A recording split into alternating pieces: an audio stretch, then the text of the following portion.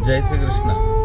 आज एक बहुत अच्छी बात पढ़ने में आई, मेरा मन करा कि वो बात आप तक भी पहुंचाऊं। एक राजा था और राजा बड़ा आरामी जीव था, आराम करना बहुत अच्छा लगता था। राजा की अलग अलग शौक थे, जिसमें से एक शौक था, राजा ने अपनी नौकरानियों से कहा कि मैं जिस पलंग पर सोऊं, जिस बिस्तर पर सोऊं, उसको हमेशा पुष्पों की पंखुड़ियों से सजाया जाए। मैं उसी पुष्पों की पंखुड़ी पर सोऊं। नौकरानियां यही करती थी, बड़ा अच्छा उनका बिस्तर सजाती थी, पुष्प की पंखुड़ियों से बड़ा अच्छा इत्र लगाती थी। एक दिन नौकरानी सोचने लगी कि मैं इतने सालों से राजा साहब का बिस्तर सजाती हूँ पुष्पों की पंखुड़ियों से, तो आखिर राजा साहब को कौन सी खुशी मिलती है इन पुष्पों पर सोने से, इन फूलों पर सोने से। चलो आज ये अनुभव मैं भी कर लूं। और नौकरानी उस बिस्तर पर सो गई।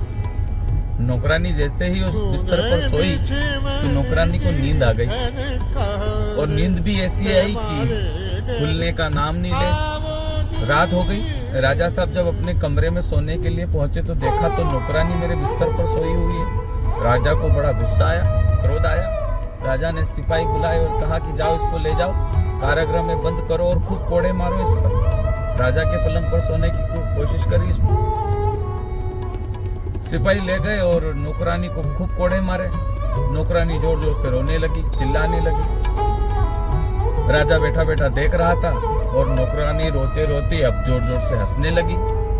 राजा ने कहा कि कोड़े पड़ते हैं तो रोना आता है कि हंसना आता है। नौकरानी ने कहा कि राजा साहब रोना ही आता है, तो फिर तुम हंस क्यों रही हो?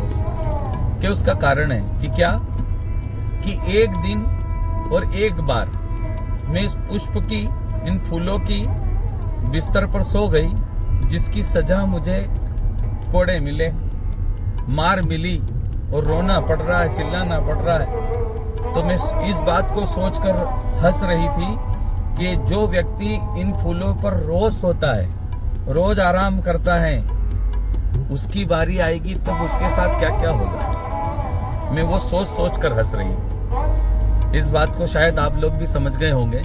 ना समझो तो मैं कोशिश बताता हूँ आपको मेरी, कि इस शरीर को आप जितना आराम दोगे, इस शरीर को जितनी सुविधाएं वो दोगे, एक दिन ये शरीर हमको उतना ही रुलाएगा। इसलिए जीवन संघर्षमय है, संघर्ष करो और इतना संघर्ष करो कि ये शरीर हमें रुलाए नहीं, हंसाए। जय श्री कृष्ण।